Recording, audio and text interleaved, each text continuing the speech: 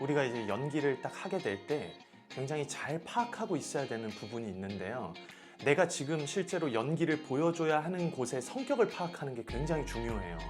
실제로 내가 무대에서 연기를 하거나 카메라 앞에서 연기를 하게 된다. 그러면은 어떻게 보여줘야 하는지 기술적으로 조금씩 다르구나라는 거를 우리는 알고 있거든요. 그런데 오늘 이 영상을 보시는 분들이 만약에 오디션이나 입시를 준비하시는 분들이라면 제가 해드리는 이 이야기를 꼭 자신의 연기에 적용을 시켜보셨으면 좋겠습니다. 우선은 간단하게 배경부터 이해를 하는 것이 중요해요. 여러분께서 나중에 뮤지컬 무대에 서게 될 때 보통은 이제 8주간의 연습 기간이 주어지게 됩니다.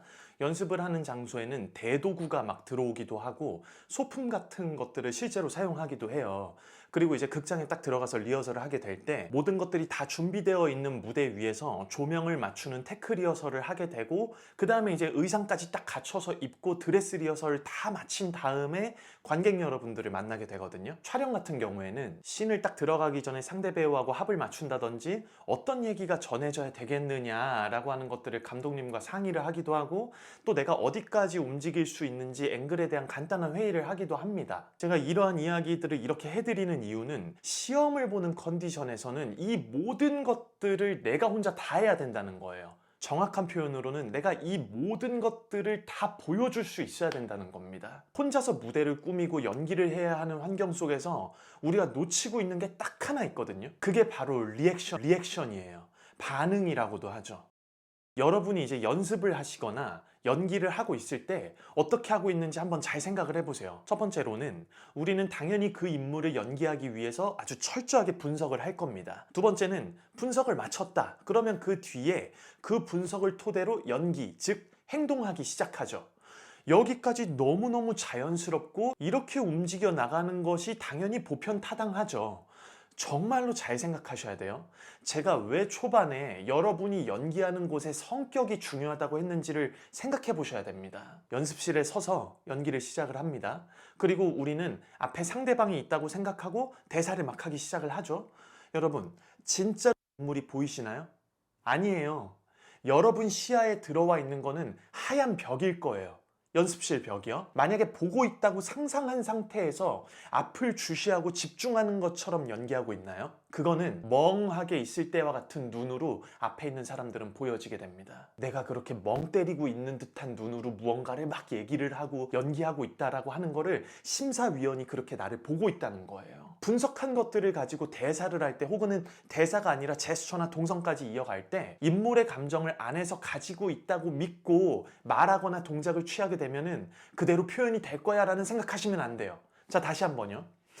인물의 감정을 내가 이 안에서 가지고 있다고 믿고 있고 분석 다 해놨으니까 내가 그걸 가지고 말하거나 동작을 취하게 되면은 그대로 표현이 될 거야 라는 생각하시면 안 된다고요. 안에 가지고 있다고 해서 그것이 그대로 드러나는 거는 말도 안 되기 때문에 그렇습니다. 왜냐하면 여러분은 지금 혼자 하고 있잖아요. 어떤 무대나 어떤 상대방이 날 도와주는 게 아무것도 없어요. 여러분 혼자 하고 있으니까요. 우리가 가장 많이 듣는 얘기 중에 대사를 할 때는 이유가 있어야 돼, 움직일 때는 이유가 있어야 돼, 뭐 표정을 쓸 때는 이유가 있어야 돼, 뭐 이외에도 너무너무 많죠. 거기에서 질문을 하나 더 던져야 되는 거예요. 대사를 할 때는 이유가 있어야 된다는데 그 이유가 뭐야? 여러분이 지금 찾고 있는 그 이유가 있어야 하는 이유에 대해서 알고 있어야 그거를 표현할 수가 있다는 겁니다. 나중에 여러분이 실제로 무대에 서게 되면은 나에게 대사를 쳐주고 행동을 해주는 상대방이 있고 실제로 존재하는 공간에서 반응을 하면 돼요. 그런데 시험을 보는 곳에는 아무것도 없어요. 내 눈으로 그거를 전부 다 만들어내야 됩니다. 내가 대사를 하더라도 그 말을 하는 이유를 찾았으면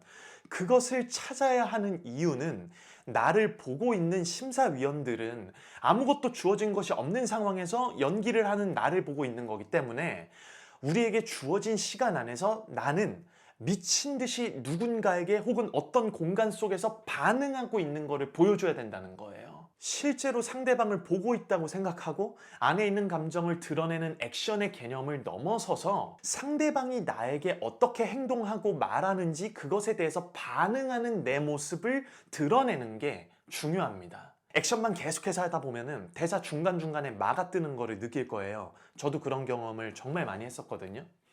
집중력을 잃지 않고 무대를 꾸민다라고 하는 거는 실제로 누군가가 보이지 않아도 그 인물에 대해서 반응하고 있는 내 모습을 온전히 보여주는 거, 그것이 정말로 중요합니다. 왜냐하면 시험이니까요. 우리가 있는 연습실에는 사실 아무것도 없어요. 그 누구도 없어요. 상대방 없어요. 내가 다 만들어내야 되는 거잖아요. 있다고 상상하고 본다라는 것에 집중하고 액션을 하는 게 아니라, 이렇게 하면은 앞에서 나를 보고 있는 사람들은 그 행동을 이 사람이 왜 하고 있는지 정말로 파악하기가 어려워져요. 그러니까 계속해서 이유를 만들어라 막 이런 얘기들이 계속해서 나한테 피드백으로 오는 겁니다. 온전한 반응으로 만들어진 게 아니기 때문에요. 우리가 우리 대사 안에 있는 상대방에 대해서 어떻게 내가 반응을 해야 될지에 대해서 고민하는 시간을 가지시고, 내가 설정해 놓은 반응이 제대로 표현이 되어지고 있는지 비디오로 찍어서 보시면은 시험을 보시는 데 있어서 정말 최적의 컨디션으로 끌어올릴 수 있습니다. 아이러니하게도 리액션에 대해서 계속해서 연구하고 살피다 보면은 가장 좋은 액션이 탄생할 수 있을 거예요. 꼭 기억하세요. 대사를 할 때는 이유가 있어야 됩니다. 그런데 그 이유가 있어야 하는 이유가 있는 거예요. 시험장에서 연기를 해야 되기 때문에 나를 보는 심사위원을 이해시키기 위해서 그런 겁니다. 진정성에 대한 이야기를 하는 것이 아니라 기술적으로 보여지는 것에 대한 이야기라는 것을 여러분이 꼭 이해해 주셨으면 좋겠어요. 이렇게 준비를 하시고 여러분들의 대사에다가 꼭 한번 녹여보셨으면 좋겠습니다. 시험에서 좋은 결과가 있으셨으면 좋겠어요. 많이 성장하시고 크게 성공하십시오. 그럼 축하합니다. 합격입니다.